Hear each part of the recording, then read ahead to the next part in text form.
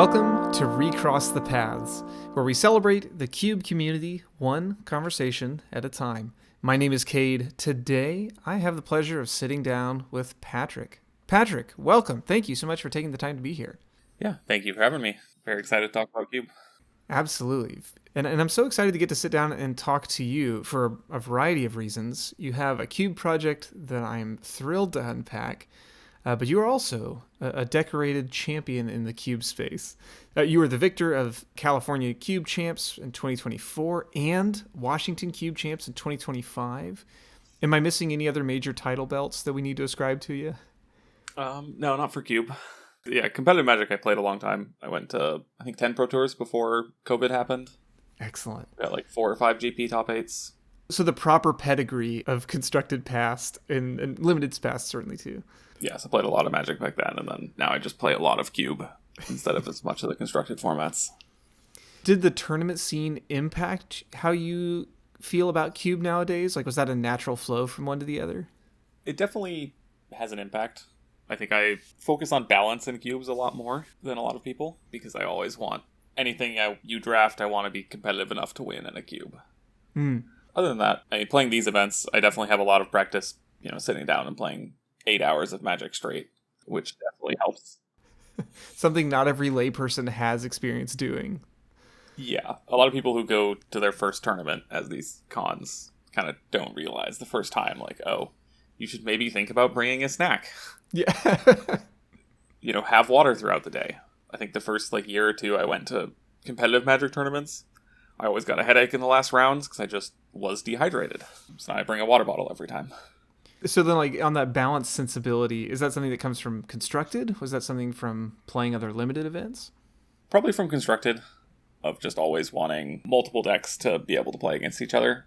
Because I have hated the Constructed formats where you just play the same deck over and over. And I think those are the Cubes I also tend to not like when I look at the Cube and just know, I should probably just draft this every time, or 80% of the time. Yeah. Well, Patrick, you've clearly had success in a variety of formats with Magic. Thinking kind of Cube-specific, particularly with these two events, do you have any particular practice or habits that you think have led to your successes there? For Cube, definitely, I think looking at the lists beforehand and identifying the best couple cards in every color, or what I think are the best couple cards in every color, usually really pays off. It helps me see when I think a color's open in the draft. I think drafting is where I definitely excel at in Cubes. Gameplay is great, but often you need better cards in your deck than your opponent to win. You do actually have to have the lightning bolt to cast it, yeah. Yeah. From my winning events, I'm pretty sure I drafted Grave Titan 5 or 6 times across the, 10 or 9 Cubes we did. Just realizing, some of these cards that are just objectively really good and let you stay open early, or Grave Titan's probably the best example of just you can reanimate it, that's great. You can also just cast it and win the game because it's Grave Titan. Yeah, so when you're going through to find outliers or find the specific best cards per color, is that just something you have to train yourself to do? Do you typically start creatures, non-creatures? How do you approach that? Usually it's threats. The threats I'll take, because removal is removal.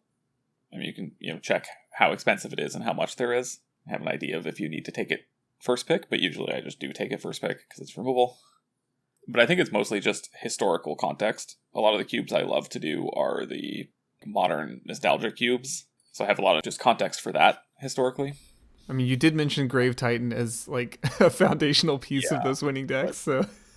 And just a lot of general Magic Cubes, the cards that are good kind of stand out.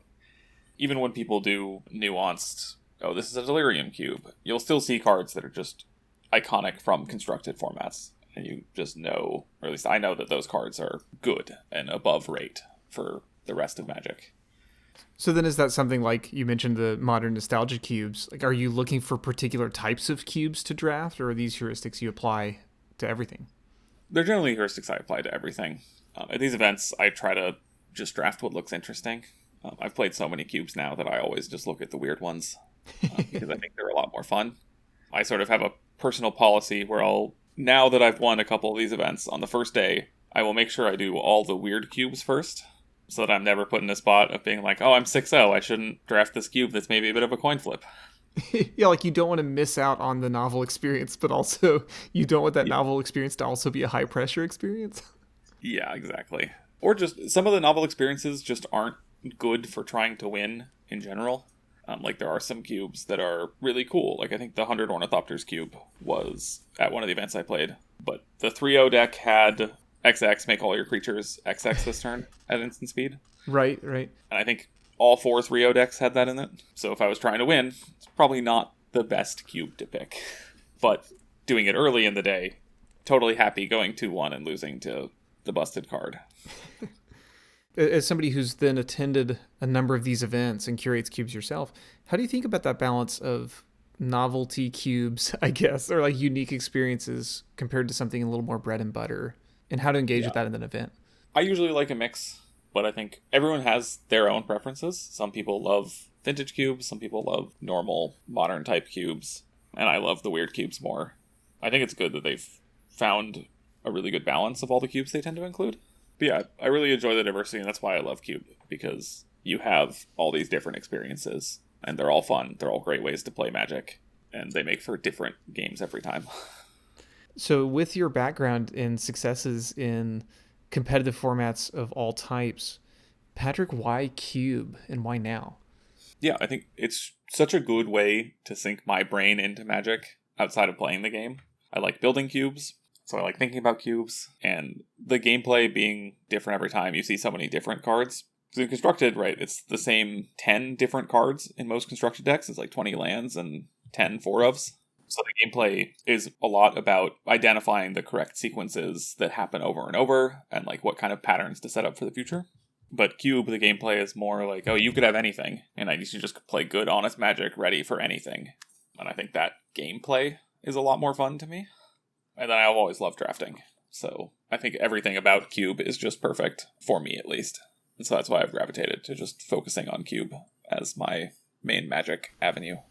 Were you introduced to cube earlier in your experiences, or has this been a later addition? No, pretty early. I built my first cube in college, which was a peasant common uncommon cube that I still have with, I think, 0 cards that were in it originally. Outstanding. But I still have a peasant cube, and that was first or second year of my playing Magic. So yeah, I would say I've definitely known Cube for a while, and just didn't get into it as much because I did a lot more retail limited at the time. Our friend group is much more into the buy a couple boxes when a set comes out and draft them every couple weeks. Well, and retail limited certainly being a much bigger part of the Magic ecosystem, if that's a fair way to describe it. Like for players, Yeah, drafting around the table was a real part of things up into the pandemic. yeah, and I think it still is, and arena drafts are great, but Cube I think is just more diverse and more enjoyable. We've got this Cube group up here that does every Tuesday.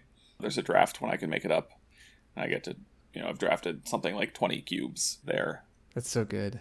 And so, yes, getting to go through a big diversity of formats and then talk with the people who made the cube afterward about what we liked and what we didn't like, and iterating and then seeing it, improve the next time is just really fun. And I enjoy that. Absolutely. One important question that'll help set the context here. What constructive formats did you find yourself, or have you found yourself most drawn to over the years? I've always been much more into the Eternal formats.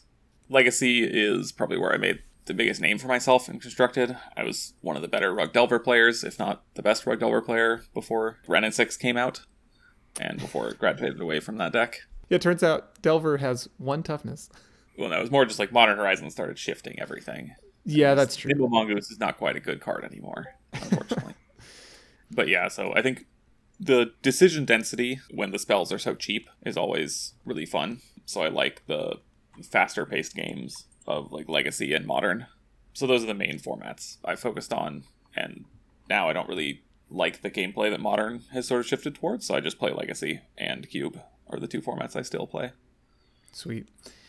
Well, I think that's helpful as we dive a little bit into the Cube project that we're going to talk about today.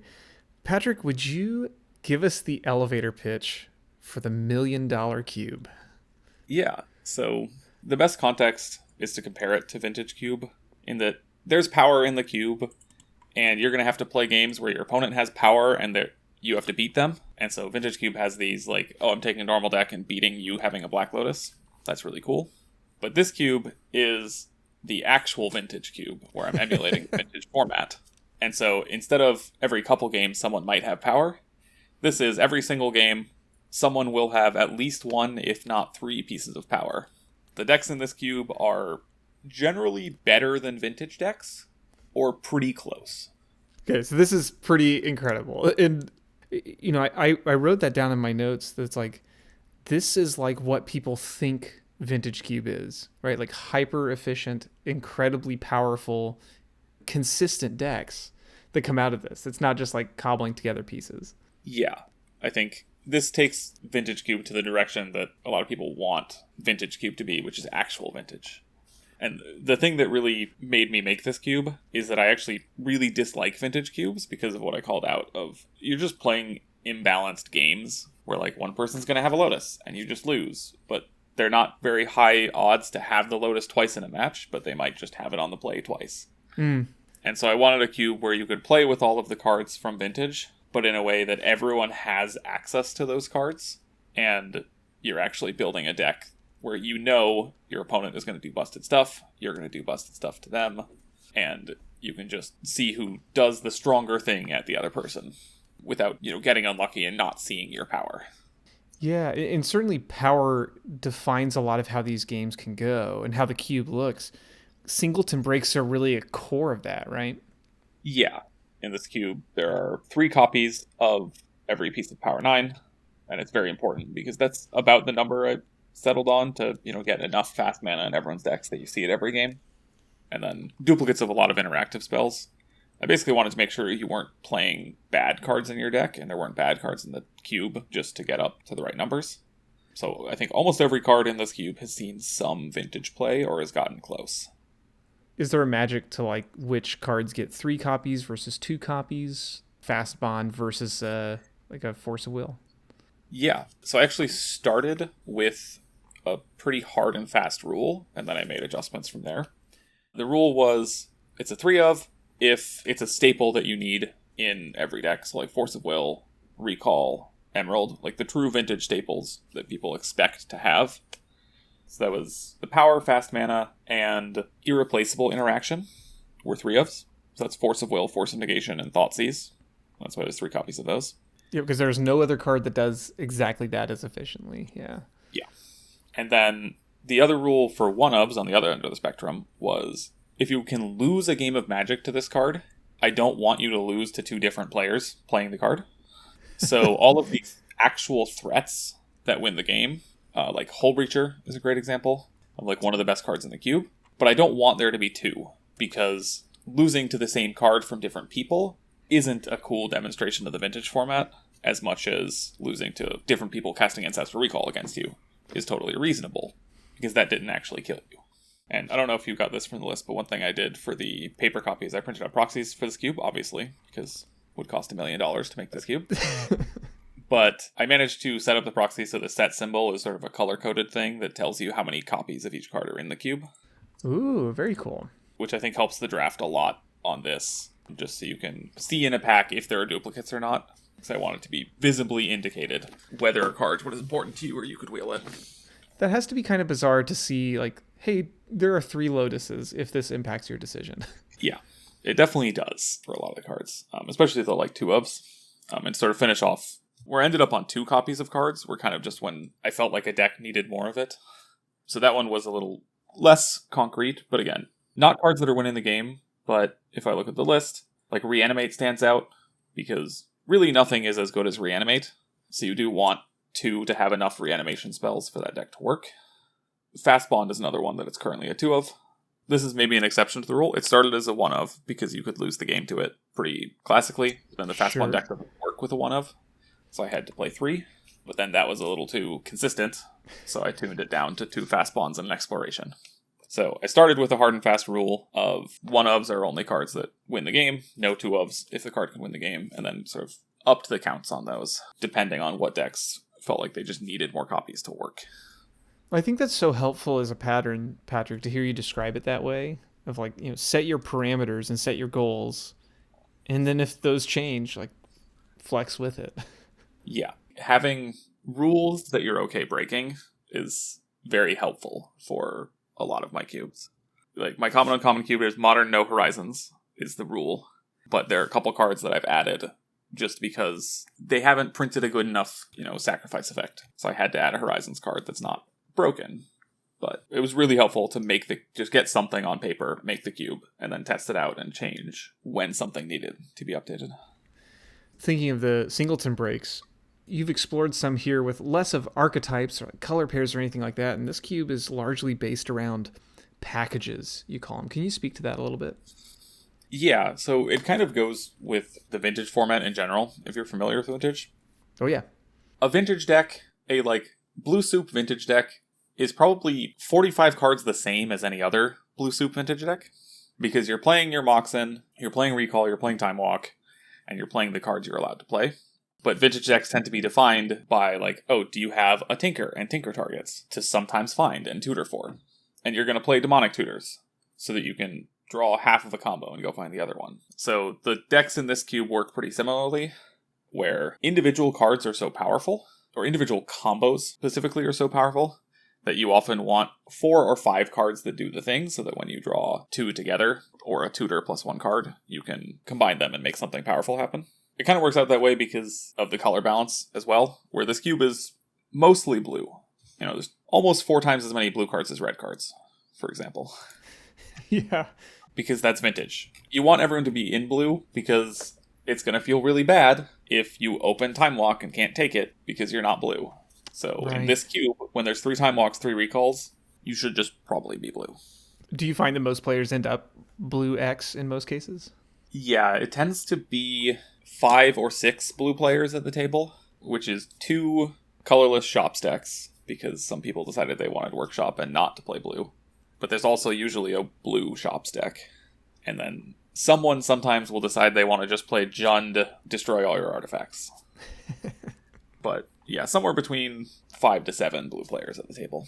And I think that plays well with the format because you just need blue cards to interact. Force of Will is really good. Right, yeah, not just good, but necessary in some cases. Where it's if you don't have this, your opponent is going to show you a path to victory on turn 1 or 2. Yeah, exactly. To the point where, I started with 1, 2, and 3 copies of cards, and Force of Will and Force of Negation are the only 4 ofs now, because I just needed a little more density on the stopping people from interacting turn 1.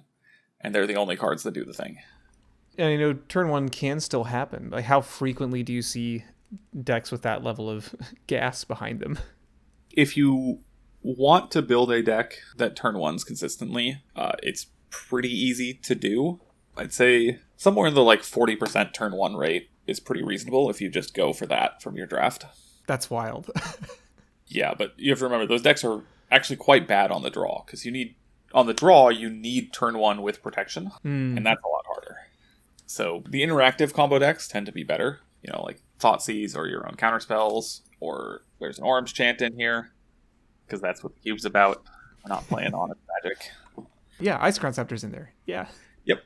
Yeah, that one made the list of, again, speaking to packages of because the Storm deck wants Orim's Chant, I'm allowed to have Scepter. Also, it turns out putting Ancestral Recall under Ice Crown Scepter is really fun. So if you have 2 Recalls, Ice Crown Scepter goes really high in value. Blue players salivating at the thought.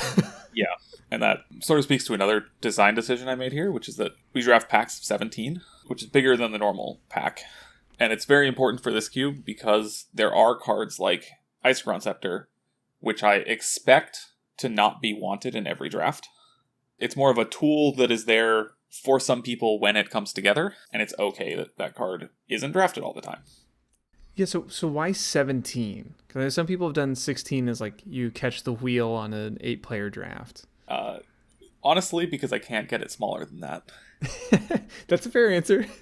Yeah, it's going to be somewhere between 17 and 18 consistently. I trimmed it as low as I can go, but all of these cards are powerful enough to be in this cube and are so iconic to me that I don't think I can trim 24 cards without feeling like I'm losing something. But also numbers-wise, it turns out when you have Moxen, you're drafting way more lands per player. I think the average number of basics, and I say basics, this is the $1 million cube, so in the land box there are copies of every single duel. Okay, excellent. So your mana's great, but the number of lands you take from the land box tends to be less than 6 for most decks. Wow. Because fetches are still really high picks. You've got Moxen. Your combo decks are only playing 3 lands half the time. If they're, explosive turn 1 decks, might play like 5 or 6. And even the fair decks are somewhere in the 13 with 4 Moxen range. And then you draft a lot of fetches. So in a kind of a weird way, it's almost like a desert cube in some ways, where you're devoting a lot of picks to your mana base. Yeah, it gets pretty close. Your mana base is also just smaller. But yeah, because you play so many cards, the card count gets closer to a desert cube, where just having 17 is a little better. I think a lot of desert cube owners I know have gone with 18 for pack size. Mm-hmm. And it's not quite there. You still play some lands from the basic box. So 17, while I can keep it there, it's probably growing to 18 sometime next year, because there's enough cards getting added. And you end up drafting the whole cube every time? Yeah. I think it's really important for a cube like this, especially, where, I spoke to the Ice Scepter is there for people who want it, and I actively want to make sure that every combo is always in the cube. So a speculative pick on, hey, I'm going to take this sneak attack because there's enough creatures, or natural order because there's exactly these targets to go get. It feels really bad if the target's not in the draft. Right, yeah, you don't want Time Vault without ways to untap it or however. Exactly. And so with the power level here, I don't want randomness in just what's included and like what color of Moxen are in the draft. So it's a personal peeve of mine that I just really prefer fully drafted cubes for anything that has combos. And I prefer them in general, but especially with combos, I think the number of people at these conventions who have talked about, I took the twin and was the other half in the box or not, is really high. And then it kind of feels like you got trapped as a drafter, right? Like you followed the signal that was given to you, and if you didn't have a chance. Yeah. Like this last year at Washington CubeCon, I drafted a green ramp deck, and it turned out 2 of the 3 fat green creatures were left in the box. So there just wasn't any top end in the draft, which was really awkward. Like, you still bail it out. You can still play good games, but I think a lot of the time it's better to see the whole cube when you're going for powerful decks like this, especially. One thing to call out with the cube is, just in terms of cards I didn't include, especially, is that there's no dredge archetype. It's such a staple of Vintage. But if you just think about drafting a dredge deck, you're taking these cards like Prized Amalgam and Creeping Chill that no one else at the table would even touch. Right. The draft experience would be, if you're uncontested in dredge, it's probably really, really good and really boring to draft, and you just hope your cards aren't in the same pack, where you can get the 3 Bazaars, and maybe you can tutor for the Bazaars, and then after that you're picking Prized Amalgams and Narcomoebas. And then you get to do the actual play experience of dredge, which is mulligan to Bazaar Baghdad. Exactly. And maybe you put lands in your deck and cast spells, who knows. But it just takes up so much space for a deck that's not even that fun to draft or play, that it was a pretty easy exclude for me. And I think the cube would be a lot worse if you did include dredge. It would give you maybe an angle for newer players, but then if you have 2 people trying to draft dredge, both of them are going to complete train wreck, and that has to be a horrible experience. Oh boy, yeah, if you split the Bazaars between 2 players, or if you don't get enough threats or ways to win. Yeah, exactly. So that's one thing to sort of call out for people building these targeted environment cubes, is that, at least for me, my rule is that I want to make sure cards are usable in multiple decks. Because if there's any card that is only good in one deck, and it isn't a high pick in that deck, it probably shouldn't be in the cube. So, yeah, something like the Prized Amalgam or Grave Troll, that's just it's here for you, you pray that you wheel it, and there's not much else to it than that. I think those cards often red flag a cube for me. When I add a card to any of my cubes, I always think, are there 2 people at the table who are going to want this card? That's kind of required to make the draft interesting, is that consistently multiple people want the card, so it is actually a choice to pass it. And that's kind of a deep can of worms, too, of some people enjoy the idea of just unsorting a cube, which decks are in here and who gets which deck. Yeah. And I think there's an argument for a whole lot more interest in what can we do with these pieces rather than who gets which stack. Yeah. There's definitely value in having at least a deck or two that feel more like unsorting, like they're more straightforward to draft. But yeah, usually just having cards that are broader is really good for repeated play in a cube, especially. Right. One thing that stands out is like there was a cube I played that had an archetype of like returning lands to your hand for value and then discarding them.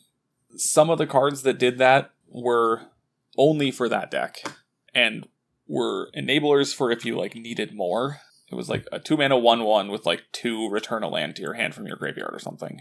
But like that doesn't really compete with the other cards in playing Magic. It just does the thing for that one deck. And so you'd want to think really carefully about if that card actually makes the draft better. I guess another way to put it is if a deck consistently has like 13 of the same cards that it always gets every draft, is it really that interesting? Yeah. No one else wants these. They do the one thing for this one deck. And that's why Dredge, I think, is an auto-exclude from this cube. Because the Dredge deck is going to look the same, other than like how many recalls and forces you're splashing. You know, my friend Bones has the Museum of Modern cube where it's borrowing all those archetypes. And there are things like Infect or like Tron that is like, not only does it demand, kind of like Dredge, a high volume of cards to be functional, but if you do it, nobody else wants the cards, and like you described, the deck is going to look the same every time. It's like, did you get the Infect deck? Great. Then it's going to be these cards. Yeah, Bones was actually the person who first articulated that idea to me. Which is great that you bring him up. Of just like, a card just has to have 2 homes. It's a great starting rule for building a cube, I think. You can break it when it makes sense, especially for cards on the top end of the power spectrum that are like, hey, this is an amazing card for this one deck. You'll always be excited when you get it. And there's like 2 of them that just make this deck work better. It's like more of a balancing knob, right? Of like, yeah, I'll just put one great card that this deck always gets because it's not that great a deck. That's more okay than like the bottom 10 cards in your deck are all the same every draft. One of the things you mentioned as we were preparing for this was like looking at both the value and risk of having outliers. Like, do you think there are outliers in a project like this? Yes, there are. There are currently 3 cards on the banned list for this cube, which are not allowed in. Okay. And there are definitely a couple cards that are outliers within the cube. What has broken the rules in this cube? Like, what is more powerful than this? So, if you're familiar with Vintage, there are some cards that are on the restricted list just because they utterly ruin games. And those cards are Trinisphere. Does not make for good games when you're trying to have both players cast Moxen at each other. Because the person who plays Trinisphere on the play just wins. Chalice of the Void, which does the same thing. You just play all your Moxen and play Chalice on 0. And it's unplayable on the draw. Very similar to Trinisphere. And then Karn the Great Creator. Because it turns out turning off all your opponent's artifact mana while you still get to use it your own is not reasonable. It's incredibly rude that it is just opponents. Yeah. So those are the 3 cards that just do not make for fun games. And so I could not include them. They would be appropriate for some people who made this cube. But for me, my goal is to always have the games be at least reasonably interactive. And one deck has to actually do its thing to win. Whereas those cards are very easy to just win by putting them in play. And it's like those are optimal for constructed, like when the goal is to knock the other person out, to keep them from playing. Yeah, exactly. But for this experience, very different. And then in terms of power outliers in this cube, Black Lotus is Black Lotus. It's still probably pick one, pack one over maybe anything else. But there are a couple cards that compete, and I could argue I would take over Black Lotus. Which most cubes do not have that property. Right, you see a Lotus, you take a Lotus. But yeah, the ones that stand out, Hull Breacher, surprisingly, because it's one of the combos that has such high density, is you can't draw cards, plus I cast Wheel, or Time Twister. Mm-hmm. And we draw 7 cards, and Hull Breacher lets you cast your whole hand immediately, has Flash to mess with your opponent's stuff. It's one of the highest win rate cards, especially in like anyone trying to do fair things to each other. Well, and in a blue skewed environment like this, you're going to have more people angling toward drawing cards that way. Yeah. So honestly, in this cube, again, because the win cons are all one-ofs, they're so hard to come by, the best ones are irreplaceable. So picking Hull Breacher over Lotus is actually defensible. And then the other cards that fall in that camp would be Thassa's Oracle, because it enables the best combo in the cube, which is Oracle plus Demonic Consultation, or Oracle plus Tainted Pact. Tainted Pact being actually very hard to make work in this cube, because you have to give up that second Mox Sapphire. And then Underworld Breach, I think some people have taken, probably not over Lotus, because you want Lotus to make the Breach work. Right. But Underworld Breach is up there in terms of cards that can define your deck, and on their own, win the game. And then Time Vault as well. So the three best combos in Underworld Breach, Oracle, and Time Vault are probably comparable to Black Lotus. Well, and that's like you said, there's no replacement for them. You see that one, that's the one shot to get it. Yeah, exactly. Drafting this cube, one of the things that I love that it makes people do is you have to decide, do I take the best win cons and have one fewer piece of power? Or do I just lap up all the power and win with objectively great cards, but they're not comparable to the actual best win cons that you passed up early? Kind of the leftovers, as it were. Yeah, and so the fact that you have to choose, especially with all the tutors in the cube, right? So there's Demonic Tutor, Vamp Tutor. So you're going to have to choose between a card that you can reliably find every game, or the second Mox Ruby.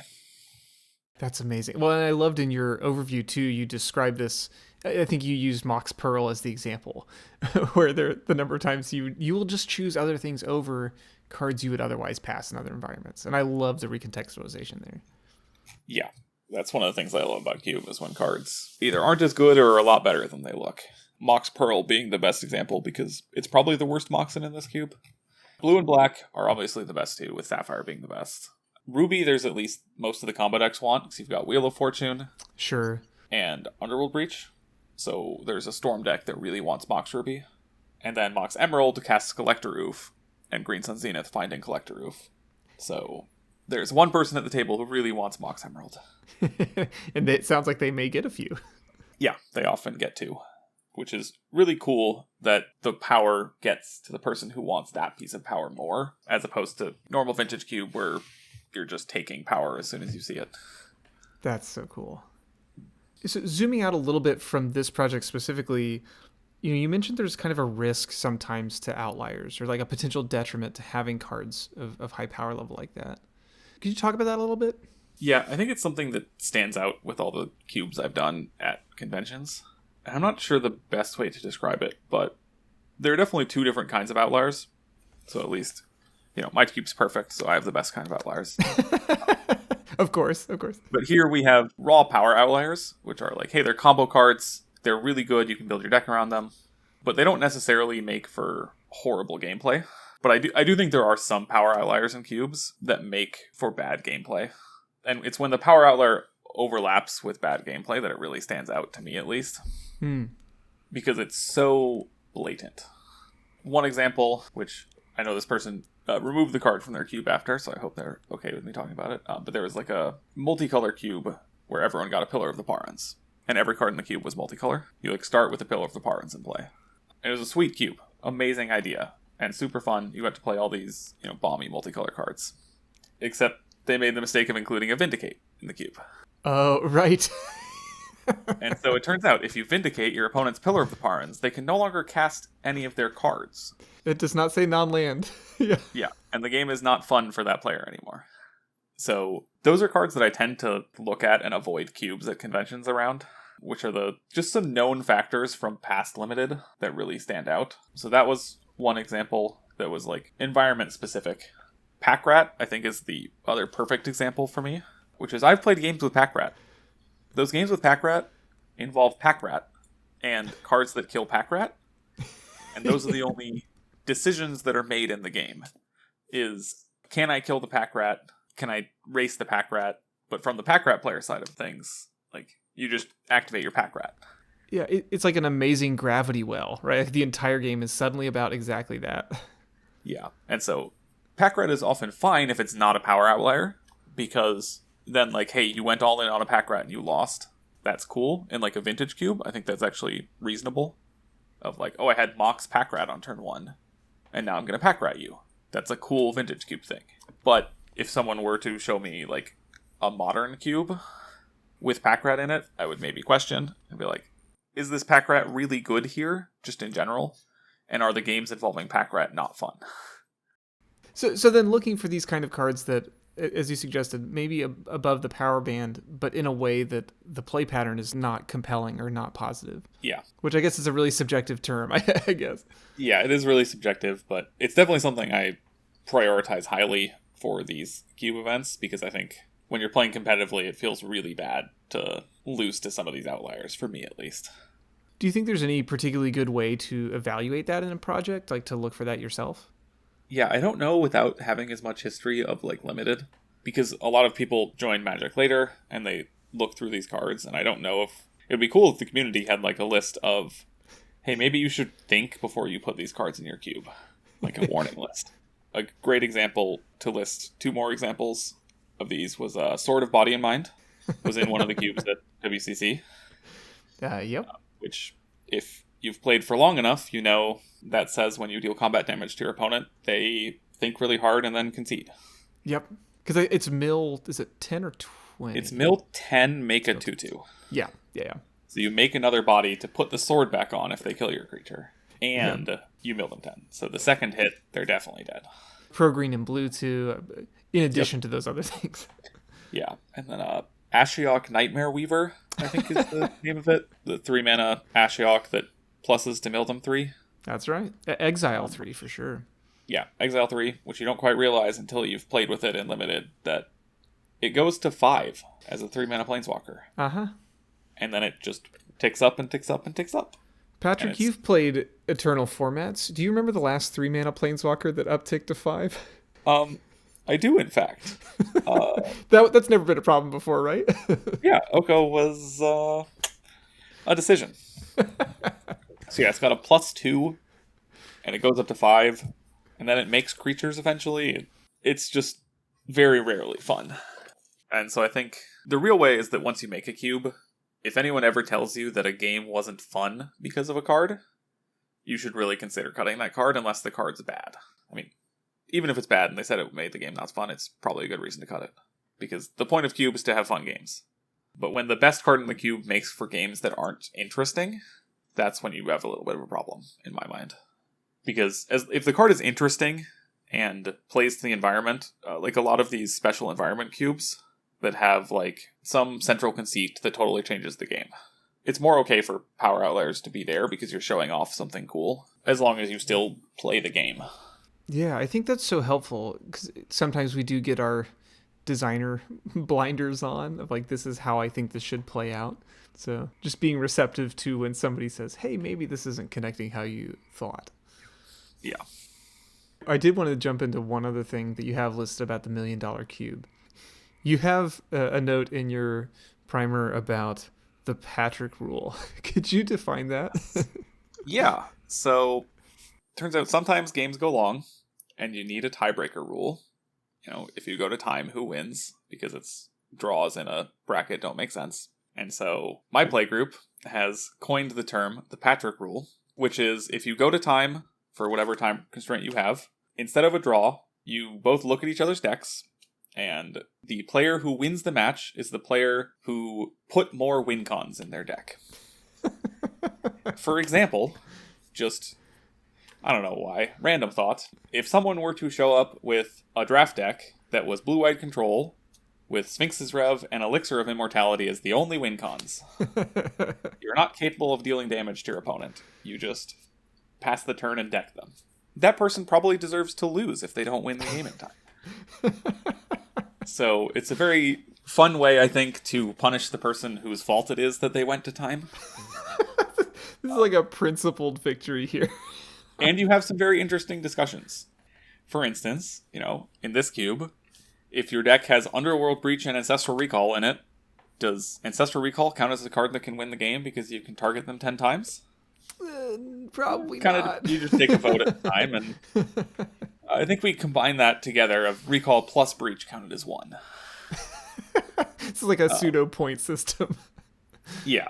But yeah, it's just a fun way, and usually it's pretty obvious that one player was playing honest Magic trying to win the game, and one player was the problem. One of the things I appreciated about your description there too was that it's not even just like, oh, we've hit time on round. I think you described it once as if everybody else is finished. Yeah, Like we're ready to move on and you're holding up. Like if you're going to start a game 3. exactly. That's sort of my normal threshold, is that it's not good to have 6 people sitting around while a table starts game 3. So just declare a victor on that one and play the next round. And like you said, it gets people involved in where you're just talking. It's not a coin flip. Like you actually have Yeah. a conversation and you get to rib each other a little bit in good fun, I hope. Yeah, exactly. It usually is one person's fault for making it go to time. So, Ice View Sphinx's Rev player. yeah. So Patrick, one of the things I think worth exploring a little bit, you mentioned you've got some dual lands in the box. The mana base here, not exactly traditional as far as vintage cubes or any cubes may look. Could you speak to that a little bit? Yeah, so one thing I do for all the cubes I build is I think really critically about the mana base, because it has a huge impact on what kind of decks get made. Right, for cube, the standard is, fetches, shocks, duels. Like 2 fetches, 2 shocks, and a set of surveils is pretty standard, like 50 lands. But what that gives you is really good mana. And not every cube actually wants really good 3 or 4 color mana. So I personally think there's a lot more to explore in doing weird things with lands in cubes. So I started with this cube. There were duels and fetches, and I said everyone gets to pick 1 duel at the end of the draft and add it to their pool. So I had a set of like white bordered duels to go, separately from the cards in the cube. You could pull them out easily, and you would get 1. So you kind of still had to draft your duels, but your fetches always worked, just to give you a little bit more mana. But then from playing, it ended up just being, to get the cube down to 17, and it didn't feel like vintage when you lost to having basic island, basic mountain, and not able to cast something off your swamp. Right. So I ended up just saying, hey, you can have all the duels you want. We'll make the cube more expensive, we'll print out some more duels. It's all on theme. Ever closer to that $1 million mark. Yeah, it helped. And I think it really improved the way the cube plays like vintage. Like, you're not going to have mana problems. You're a 2-color deck, you have perfect mana, you can have 12 Underground Seas. Have at it. That is vintage. And like you don't have Blood Moon or anything here that's going to punish you for that the same way. Oh, there's Wasteland. Oh, sure. But like you don't just get back to basics. I am not opposed to putting a Blood Moon in this cube. I just think it's very bad because of Moxen. Right. I actually tried putting a Blood Moon in. It's unplayable because your opponent just has Mox Sapphire in play sometimes. But yeah, Wasteland is 100% here. There's an Assassin's Trophy, so if you don't have a basic, you might just get your stuff blown up. And so you should have to decide if you want to play 1 basic or not, but you don't have to play more than that. And I think that plays really well into this cube's environment. On the other end, for my limited cube, I really didn't want good 3-color mana, because I don't know if you're familiar with Peasant Cube, but usually 5-color soup is really, really good, because just to have enough fixing, the deck that takes 15 lands and plays no basics just gets to play better cards than your opponent. Mm-hmm. So I had to take a long time to think, and for that cube, I did something also unconventional for the mana, which is, after the draft, everyone picks a guild, and you get 4 pathways for that guild. Oh. Because, right, it's a limited cube, so I want you to still put basics in play, in quotes, but pathways are actually the only land, maybe there's one other set, I think, but like pathways and fetches without shocks are the only lands they've ever made that are better in 2-color decks than they are as a splash.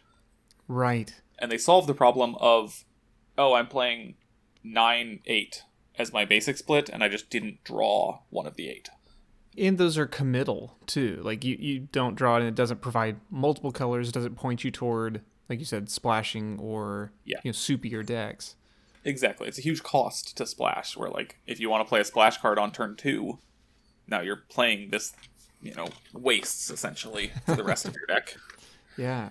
And I think pathways in particular are something more cubes should utilize, because, like I said, they're one of the only lands that is better in a 2-color deck.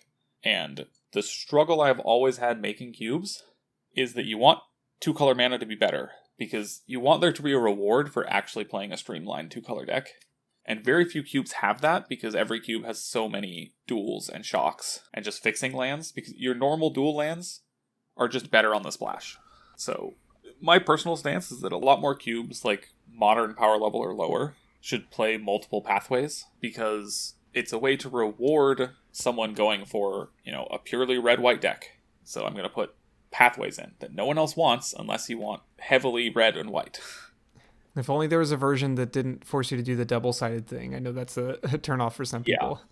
There are fetches. You can play fetches and basics, but you have to either shuffle or play double-sided. You can't do neither, which is unfortunate. The lands I really want them to make are, I think it's Nimbus Maze. Yes. Is the card. It taps for white if you have an island, and taps for blue if you have a plains. Right, like if you have the opposite one. Yeah. I'm pretty sure they started to make that cycle and then made the Verges. Right. Because they didn't feel rare as Nimbus Maze. But for Cube, I actually really want them to finish the Nimbus Maze cycle, because it's bad. It's appropriately a bad duel. Yeah. Which rewarded you for being 2 colors, because there just aren't enough options in Cube to make 2 color decks. Like, you look at a Cube table, and it's almost always all 3 color decks. Or more. Yeah, like even if it's just a splash to another color, just because it's very possible. Yeah. Fiddling around with my Peasant Cube, I basically figured out, 20 duels means one person's going to take 10 of them, because they're trying to be 5 color. And then the other people maybe kind of get to see some. And then 40 meant, you got insane mana and everyone was 3 colors. So the happy medium I ended up on was 20 duels with everyone gets 4 pathways. So you're allowed to just at base be... You can either play a limited 9/8 mana base with a 4 color splash with no duels, or you can play an insane, 11/10 mana base. So you have really good 2 color mana. But yeah, it pushes people in a different direction. It doesn't just look like I grab all the fixing and then do whatever I want. Yeah. And so definitely, for anyone making cubes, think really hard about the scale of where you want your mana base to land, between what I've got here for me, $1 million cube of, hey, you can have as many duels as you want, have fun, or something closer to limited of no, really, the correct land to have here is pathways, so that 2 color decks get played, and there's a real cost to splashing. So thinking somewhere on that scale, and not just defaulting to, hey, everyone gets great mana, and we'll do fetches, shocks, and surveils. That's great. I love it. Patrick, you've already offered so many thoughtful things as we're going through this. Do you have other specific pieces of advice you would want to make sure to pass on to other designers as they're looking at their own projects? Just make your cube. I've seen every way of making cube work. We've got a lot of top down or bottom up, just building for your idea or just picking cards you wanted to see. But the one thing that's consistent is the best cubes are the cubes that we've drafted 10 times. Where it starts is not very important, but what is important is that it starts. So if you have an idea, just make it and draft it. I love that quote. The best cube is the one we've drafted 10 times. Yeah. It's so good. Yeah, it helps for where I am at, where we've got, this group of people who've been cubing together every Tuesday for 2 years at this point. So there's a lot of cubes that show up and are brand new, and I've seen a lot of cubes go through iterations. And basically everything can get there. You can get your cube to a place that it's really good and fun to draft. It's usually somewhere in the 2 or 3 drafts stage, I would say. Of you need a first draft where you figure out the absolute mistakes you made that made it completely terrible for that first draft. And then you need a second draft where you actually play games and do a little bit of fine tuning. And then you've usually got a pretty good cube after that. But the punchline is, as you said, you can do it. Yeah, I think the resources are there. All of the proxy setup sites and everything are really fantastic for Cube. I love that, Wizards has, okayed people doing that for fun gameplay. I think it costs somewhere in the $150 to $200 range to print out a cube, which is super reasonable. So you can have your own $1 million cube without breaking the bank. Yeah, exactly. And it's definitely made me much more willing to build up different cubes and just come up with ideas and try them out. One of my friends he put his cube in WCC. We didn't want to put the real cards in, so we got a proxy version. WCC Washington Cube Champs. Yeah. And so now he has 2 copies of his cube, and one is fake in case he's, taking it somewhere people might be drinking, or he just doesn't want to have to worry about it. And it was perfect because we got to do one of the best cube drafts I've ever done, which was a mono red cube backdraft, where we had 2 tables simultaneously trying to draft the worst possible decks of a mono red cube and hand them to the other table. That's so good. Same cube at both tables, drafting. Yep. Exact same cube at both tables. That's so Draft funny. the bad deck, hand it off to the other table. There is truly no limit to what we can do. Oh yeah. Like I said, played a lot of cube and gone through a lot of rabbit holes. Just trying things. That's so good. Oh my goodness. Well, Patrick, this has been so much fun. And as always, there's so much we could talk about, more to explore in the $1 Million Cube, as it were. Before I let you go, though, I do want to ask you one of my favorite questions, which is, if you could have any card printed as a promo, what card would you choose and who would you have do the illustration? Definitely either Winter Orb or Nimble Mongoose. Maybe Stifle. All the cards from Rogue Delver. I think those are my favorite ways to win games, are sort of the prison-y, like put down a Winter Orb and beat them down with a Mongoose while they try to do things. Outstanding. Probably Stifle, just because it sees more play right now, so I could actually use the promo. Oh yeah, like if you're doing the Stifle Knot package, right? Yeah. I think right now it's Felia, as you attack, exile your opponent's thing, and then stifle them, getting it back. Amazing. So blue path to exile here. Yep, exactly.